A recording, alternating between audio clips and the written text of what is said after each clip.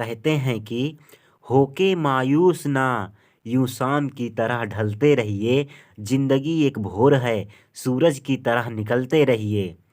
ठहरोगे अगर एक पाँव पर तो, कि ठहरोगे अगर एक पाँव पर तो थक जाओगे। ठहरोगे अगर एक पाँव पर तो थक जाओगे। धीरे धीरे ही सही, मगर राह पर चलते रहिए। धीरे धीरे ही सही, मगर राह पर चलते ही रहिए। जय हिंद दोस्तों। कैसे हो आप सब? आशा करते हैं भैया आप लोग अच्छे होंगे, और आप लोगों की दुआ से हम भी अच्छे हैं। तो भैया हम लोग पढ़ रहे थे रिप्रोडक्शन सिस्टम के बारे में, यानी प्रजनन तंत्र के बारे में। तो भैया प्रजनन तंत्र में हम कल क्या क्या पढ़ लिए थे? एक सेक्सुअल रिप्रोडक्शन के बारे में हम लोग पढ़ लिए थे। एक सेक्सुअल रिप्रोडक्शन जो होता है उसमें मेल और फीमेल के युग्मक की ज़रूरत नहीं होती है, यानी मादा और नर के युग्मक के ज़रूरत नहीं होती है। तो भैया वो अपने आप में फर्टिलाइज हो जाते हैं। लेकिन जो एसेक्सुअल है भैया, एसेक्सुअल में भैया 3 टाइप के क्या होता था? रिप्रोडक्शन होता था। कौन कौन से? एक था पहला भैया बाइनरी फिजन, दूसरा था बडिंग यानी मुकुलन, तीसरा था कायिक जनन यानी वेजिटेशन। तो आइए भैया हम लोग पिछली क्लास में इतना देख चुके हैं, तो आइए हम आगे देखते हैं सेक्सुअल रिप्रोडक्शन के बारे में, यानी लैंगिक जनन के बारे में। चलो भैया शुरू करते हैं, यानी एसेक्सुअल रिप्रोडक्शन के बारे में। सेक्सुअल रिप्रोडक्शन के बारे में। सेक्सुअल रिप्रोडक्शन भैया इसे कहेंगे लैंगिक जनन। क्या कहेंगे? लैंगिक जनन। इसमें क्या होता है भैया? इस सेक्सुअल रिप्रोडक्शन में क्या होता है, यानी लैंगिक जनन में क्या होता है? इसमें मेल और फीमेल के ओवम और स्पर्म आकर मिलते हैं, इसके बाद फर्टिलाइज होते हैं, नए भ्रूण का फिर निर्माण होता है। यानी इसमें भैया ज़रूरत होगी मेल और फीमेल के युग्मक की। लेकिन अलैंगिक जनन में भैया मेल और फीमेल के युग्मक की ज़रूरत नहीं होती है। तो आइए भैया आगे शुरू करते हैं कि इसमें कौन कौन से लक्षण पाए जाते हैं, यानी लैंगिक जनन में कौन कौन से लक्षण पाए जाते हैं। तो जो मेल होते हैं भैया, मेल या फीमेल, इन दोनों से ही लैंगिक जनन होता है। तो भैया इसमें मेल में और फीमेल में कुछ सेकेंडरी सेक्सुअल करैक्टर आ जाते हैं। क्या आते हैं? Secondary sexual character. क्या आते हैं भैया? सेकेंडरी सेक्सुअल करैक्टर, यानी गौड़ लैंगिक जनन। तो भैया ये क्या होता है? जैसे मेल है यानी पुरुष, तो इसमें भैया कौन से करैक्टर आते हैं? इसमें जैसे दाढ़ी आ जाती है, मूंछ आ जाती हैं, और भैया गर्दन पर जो बीच में देखिए जहाँ पर हल्का उभार आ जाता है, गर्दन पर क्या होता है? गर्दन पर हल्का उभार आ जाता है, और आवाज़ जो है भैया मोटी हो जाती है, और सीने उने भैया बाल आ जाते हैं। और फीमेल में क्या होता है, यानी महिला में क्या होता है भैया? महिला में इसमें स्तन उभार हो जाता है। क्या होता है? स्तन उभार हो जाता है। आवाज़ भैया पतली हो जाती है। आवाज़ कैसी होगी? पतली हो जाएगी भैया, आवाज़ पतली हो जाएगी, और मेंसुरेशन साइकिल स्टार्ट हो जाएगी। क्या होती है? मेंसुरेशन साइकिल भैया स्टार्ट हो जाती है। अब भैया ये जो है एक समय सीमा के अंदर ये सब होते हैं। जैसे अब मेल जो है, मेल लगभग 14-15 साल के हो जाते हैं, और फीमेल भी लगभग 12-13 के आसपास में भैया ये करैक्टर दिखाई देने लगते हैं। तो आइए भैया देखते हैं रिप्रोडक्टिव आर्गन क्या है, यानी प्रजनन तंत्र जो हैं वो क्या है। रिप्रोडक्टिव आर्गन भैया इसका मतलब होता है प्रजनन तंत्र कौन कौन हैं। तो भैया जो मेल हैं यानी पुरुष, और जो फीमेल हैं यानी स्त्री। तो भैया मेल में पाया जाता है टेस्टिस। क्या पाया जाता है? टेस्टिस पाया जाता है भैया, यही मेन अंग होता है। मेल रिप्रोडक्टिव आर्गन यही मेन होता है, टेस्टिस जिसे कहते हैं। इसकी संख्या होती है 2। फीमेल जो हैं, फीमेल में भैया पाई जाती है ओवरी। क्या पाई जाती है? ओवरी इसकी संख्या होती है 2। तो आइए भैया पहले हम लोग अब पढ़ेंगे मेल रिप्रोडक्टिव सिस्टम के बारे में। तो आइए भैया शुरू करते हैं। चलो भैया शुरू करते हैं क्या, male reproductive system, male reproductive system के बारे में, जिसे कहते हैं पुरुष प्रजनन तंत्र के बारे में। इसमें क्या होता है भैया, इसमें भैया 2 टेस्टिस पाई जाती हैं। कितनी? 2 टेस्टिस पाई जाती हैं। इन 2 जो होती हैं इनका क्या नाम है, टेस्टिस कहते हैं।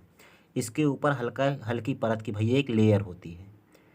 भैया इसके ऊपर एक हल्की परत की लेयर होती है, टेस्टिस कहते हैं भैया, देख लीजिए दिखाई नहीं दे रहा था। तो भैया इसके ऊपर हल्की एक परत की लेयर होती है जिसे कहते हैं इपीडर्मिस। इपीडर्मिस क्या कहेंगे भैया, इपीडर्मिस लेयर।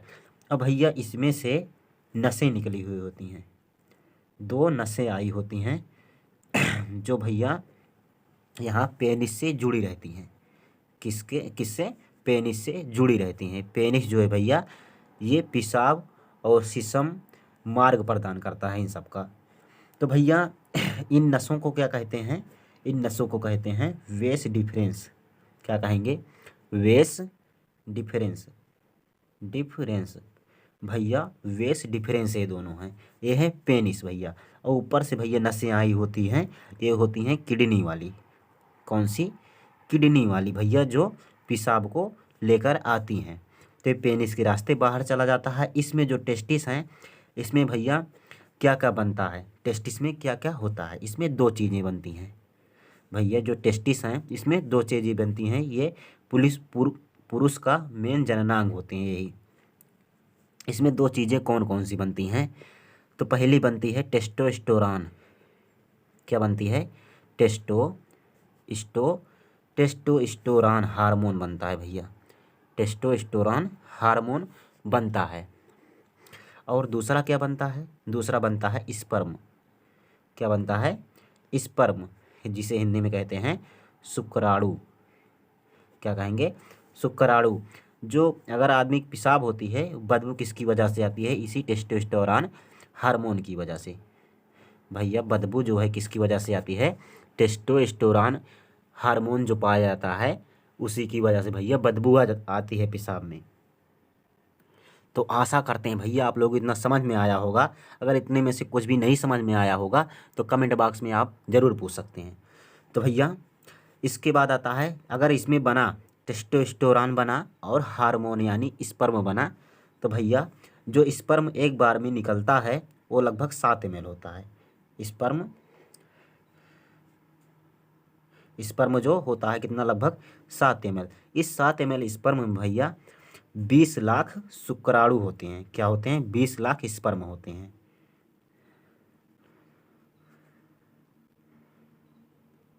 काई दहाई सैकड़ा ज़्यादा भैया 20 लाख शुक्राणु होते हैं। क्या होते हैं?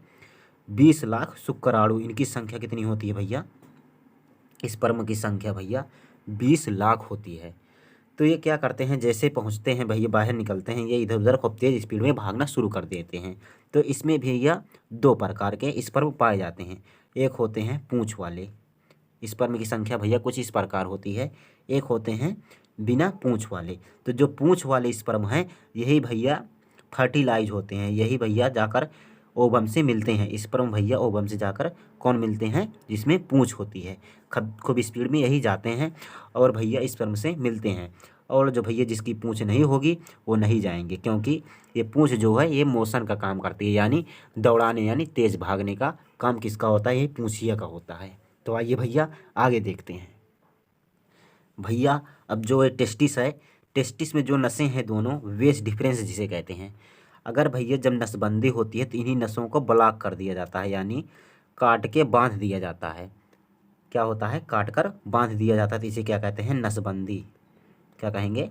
नसबंदी। भैया इसे कहेंगे नसबंदी। इंग्लिश में कहते हैं इसे वैस्कोटॉमी। क्या कहते हैं? वैस्कोटॉमी। भैया नसबंदी को क्या कहते हैं? वैस्कोटॉमी कहा जाता है। भैया जो स्पर्म हैं, ये स्पर्म इनकी समय सीमा जो है लगभग 20 मिनट होती है। समय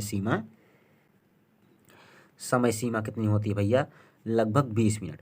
20 मिनट में अगर इनसे कोई ओवम आकर फर्टिलाइज हुआ तो ठीक, नहीं तो भैया ये अपने आप बेकार हो जाएंगे। ये अपने आप क्या होंगे? बेकार हो जाएंगे। भैया जो टेस्टोस्टेरोन है इसका महत्व क्या है? जो टेस्टोस्टेरोन है भैया, जब कुत्ते जो हैं, कुत्ते भैया देखिए आप जहाँ जहाँ जाएंगे कुल इधर उधर वो पेशाब कर देंगे। तो भैया वो क्या करते हैं, पेशाब करने से वो अपना एरिया डिसाइड करते हैं, यानी उनका इधर भी पेशाब कर देते हैं, जिधर मन चाहे उधर पेशाब कर देते हैं। तो भैया उनका एरिया होता है, जैसे अब इनका एरिया हो गया है, इतनी दूर का इनका एरिया हो गया, इधर कोने पर इधर कोना, इधर कोना इधर, हर कोने पर वो जाकर पेशाब कर देते हैं। तो मान लो भैया यहाँ पर कोई मोटरसाइकिल खड़ी है या कार खड़ी है इस कोने पर, तो कुत्ता सोचेगा ये हमारा एरिया भैया यही है, अब यहीं पर से कभी हटेगा नहीं। तो भैया तो इसी पर आकर वो पेशाब कर देते हैं। तो फिर 2-3 दिन बाद आता है उसका मालिक, या थोड़ी देर बाद आता है, तो भैया लेकर चला जाता है। जब मोटरसाइकिल या कार लेकर चला जाता है तो जिस मोहल्ले से कार वार गुजरेगी वहाँ के कुत्ते देखेंगे, ओह यहाँ पर लगता है इसमें कोई कुत्ता बैठा है।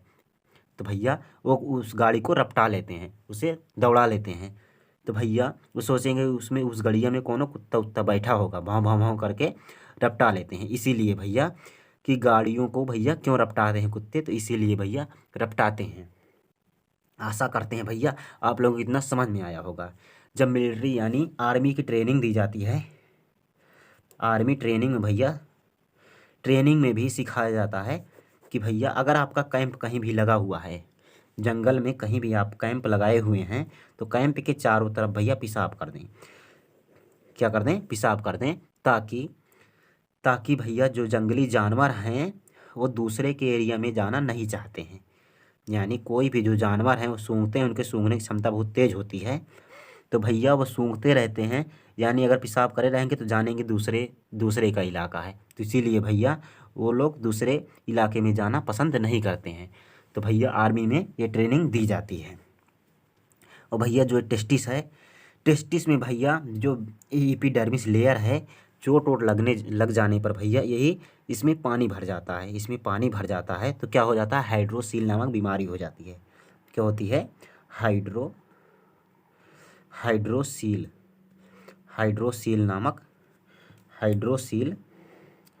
नामक बीमारी हो जाती है भैया। बीमारी हो जाती है किसकी वजह से? एपिडर्मिस लेयर में पानी भर जाने की वजह से।